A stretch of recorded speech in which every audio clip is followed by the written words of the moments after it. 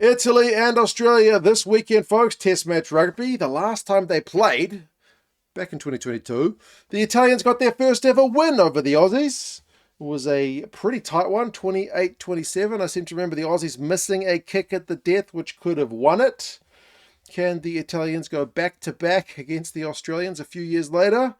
We will see. The teams have been named. We'll go through them. Some guys to highlight who the ins and outs are. Some stats for both the sides, predictions, and you guys can let us know your thoughts. This is my fifth match preview of the day because there's a heck of a lot of rugby on this weekend. So forgive me if it gets a bit rambly. If you like them, subscribe to the channel because there's going to be plenty more where that came from. Let's start with the Italians because they are the home side for this one. They have named a few guys who didn't travel on that tour down to Namibia and South Africa. Remember, the tour went kind of mixed for the Italians. They blooded a few new guys. They beat the Namibians easily enough, but then they gave the Boks a decent game in the first one and then were pretty handily beaten in the second where they got nilled. But they were without a few of their first-string guys. Garbisi is back at 10. Capuozzo is back at 15. Like, two of their backs to have returning to the side is very, very good news. And they did actually ask Joe Schmidt, like, hey, is this your easy match in the middle of your tour? And he said, no.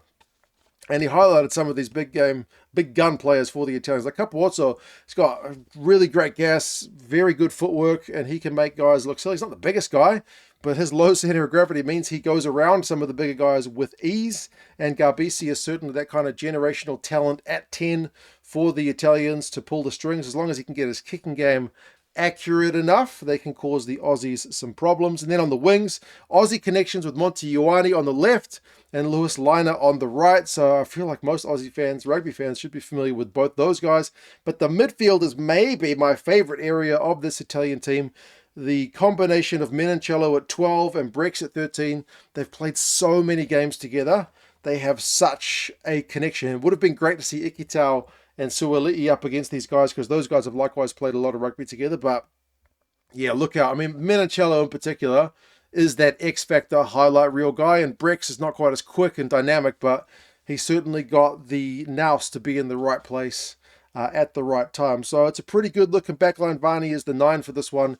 He was on the bench in that game where they got hammered by the Boks, but he's been a starter regularly enough for Italy. For the Italian forward pack, the front row, like Fischetti and Ferrari, pretty good props. I think Fischetti is easily their first choice loose head, and then between Ferrari and Riccioni, who's the reserve tight head, they got two pretty good scrummaging tight heads as well, so they'll be looking for at least parity at scrum time. Nicotera has been one of their more dynamic hookers, and he's back into the side at number 2. And then the two Canone boys, one in the locks, one in the loosies. That's Nicolo in the locks.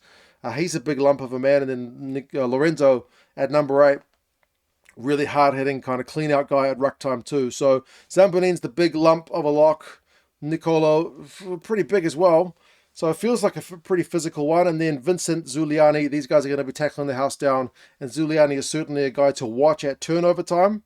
Him and Fraser McRae trying to outdo each other at the breakdown will be interesting to see. Bench-wise for the Italians, they've got 5 forwards, 3 backs. 2 of their backs are kind of both 10 utility players, like Marine and Allen can both play fullback, can both play 10. I think Allen's played in the midfield at time to time. So, yeah, they got some playmaking there. And Pedriello, their reserve halfback's got a big old boot on him. And then Rutzer is their usual kind of main line-out guy on the bench as their lock replacement. It is unusual to see him not starting. The main guy's missing, I would say. Michele Lamaro is their usual captain. He is out injured, so unfortunate for him, but I love seeing Zuliani play because he's the better breakdown operator, but they do lose a little bit of Lamaro's leadership. For the Wallabies, they've had to tinker. Remember, they've done so much travel recently. Rugby Championship, all around the world. Even the 2 home games, East Coast, West Coast, then Japan, then Twickenham. It's been a busy wee period for the Aussie boys. They have made a few changes. Number 10, Carter Gordon. Means Edmed goes to the bench. I am happy about that. I mean, Edmed gets a break because he's had a bit of a spotlight on him. Maybe is not fair because the Aussie pack will likely do better against the Italian pack than they did against England's pack. It might make Carter Gordon look better, but I feel like Carter Gordon has a higher potential ceiling than Tane Edmed. Just personally, we'll see how he goes on his return from rugby league. Remember, he's not been with the squad for a heck of a lot of time and hasn't had the rugby under his belt that Tane Edmed has had, but we will see if that gamble pays off from Joe. Jake Gordon's still there at 9, and Paisami and Suoli continue on in the midfield. There's no Ikitau. They did say that there was an agreement between the Wallabies and his new club, Exeter Chiefs, that they kind of wouldn't flog him, that they would give him a bit of a breather because he's played so much rugby. So he was never in line to play this game. But it's another game for Paisami and Suoli to build their cohesion levels. And there's also some changes on the wings. Speedster Corey Toole is there on the right. And on the left, Potter is still there after a pretty exceptional performance at times against England last week. Fullback is still Callaway. A couple of the other outside backs like Jorgensen and Peach, they mentioned, have been a bit crook. So those guys are rested until they can get back to 100% health-wise. In the forwards, Tom Hooper returns. He is with Exeter Chiefs as well, but he's straight back into the lineup at number 6, which means Valentini drops out of the starting lineup, which is unusual. And isn't the number 19 jumper, so no real specialist lock on the bench. So that means Hooper, I guess, covers the second row if needs be. Frost and Williams are the same starting locks from last week as well. McCright turnover machine is there at 7, and then Wilson is still captaining the side at 8. Same props with Tupou and Bell, and then Fassler comes in, who didn't play last week, at hooker. A couple of new props on the bench, though, in Ross and Nongor. So how they go up against the reserve Italian props will be interesting, because like I said, Riccione is a pretty good scrummager. Pollard drops to the bench, and then Valentini and Samu both being on the bench together. That's pretty sexy, I feel like, against some tired bodies. Valentini and Samu could cause some real havoc if they get going. Lonergan, Edmed, and Dagoon are the 3 back replacements, so it's a 5-3 from the Aussies as well. Some stats for you. The Italians just never have the possession and territory numbers. They're always living off scraps, except the Namibia game. That's the exception. When they're playing Tier 1 sides, the Italians never have the possession. They never have the territory. They're always having to do more with less. But they do have solid turnover win numbers, which you should do as a defensive side, but they are good there.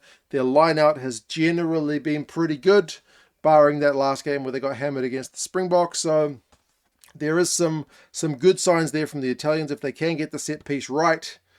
And if they can, do some magic with the ball that they have, assuming that trend continues, they'll be in the fight. The Aussie attacking numbers honestly have suffered a bit in the last few games. Like there was that high point, like they went to Ellis Park and broke 26 tackles. The next week and they lost, they still broke 30.